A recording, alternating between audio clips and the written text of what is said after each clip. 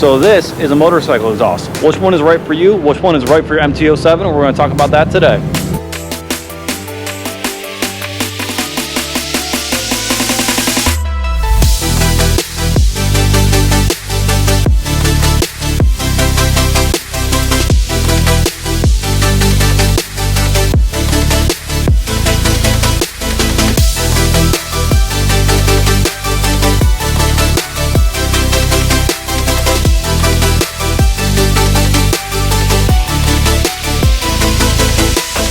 What's up guys, Paramoto here. Today I got an interesting topic for y'all.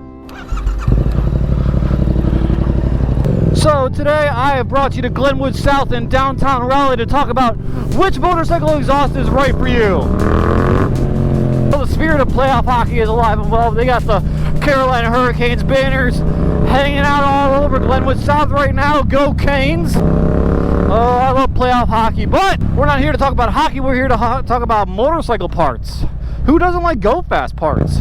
Motorcycle exhausts are one of those things, like everything with motorcycles. Everybody's got their own opinions on what's best, what you should get, what you should not get, what you should avoid, and what's crap, what's not. Everybody's got their own opinions. They really do. Just like everybody else, I got my own opinion as well as what is the best. And I think I have a pretty decent opinion. We're just gonna go ahead and do that motorcycle privilege going on here.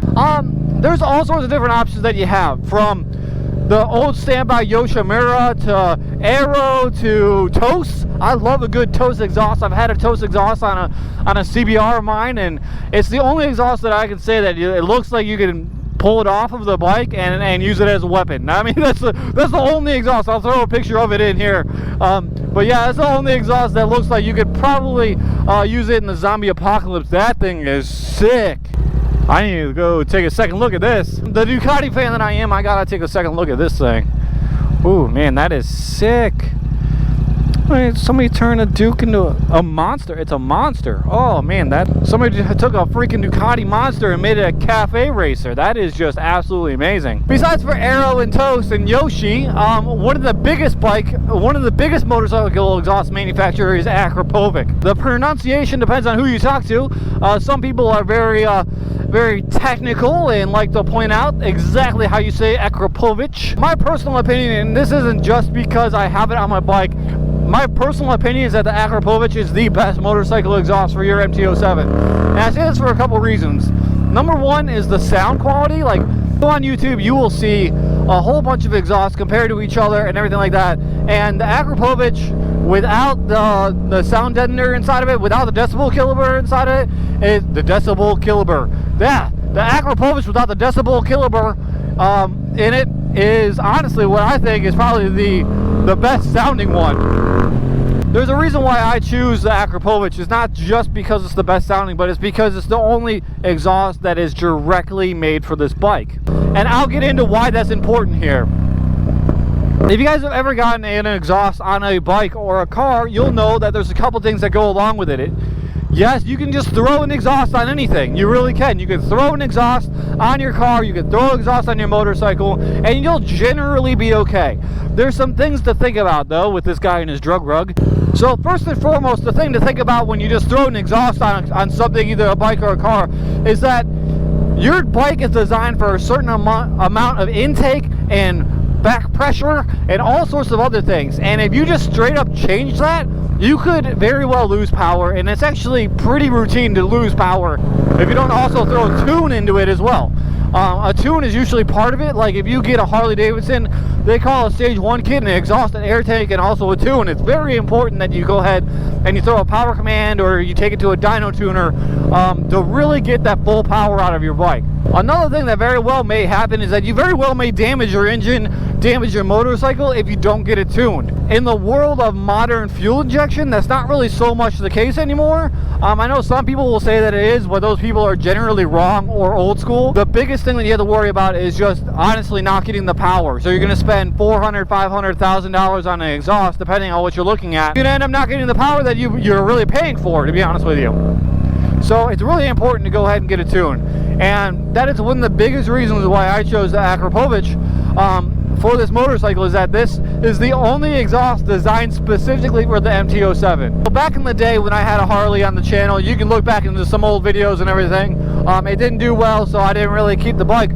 But back in the day, when I got my Harley, I had to save up for a while because it was about, I think, $1,200 in total, because I spent about $400 on the exhaust, about like, I think $300 to $400 on the intake, and then another $400 on the little Power Commander tuner thing. It wasn't cheap. It's not a cheap thing to do. So let's say that you wanted to get an exhaust for this bike, you're gonna spend probably about $1,000. Let's just say you really wanted that Aero. Well, you're gonna spend $1,000, and then you're also gonna have to spend money on a tune. So if you get the Akropovic, you get a great sounding exhaust, you get a good power bump from stock, and you also don't have to spend any money on a tune. So that's the biggest reason why I went for it. You know, these manufacturers, they put a lot of money into R&D, they put a lot of money into the design and function of the things that they go onto this bike. And when you already have it sorted out and done, they've already done the math and the figures on everything, you might as well just go with whatever they design, which would be the Akropovic. Now, to be honest with you, this isn't to say that the Aero or the Yosh pipes aren't good. They probably very well are. And I can't speak to every single pipe that is out there on the market. You could probably go on Amazon and spend $100 on a pipe.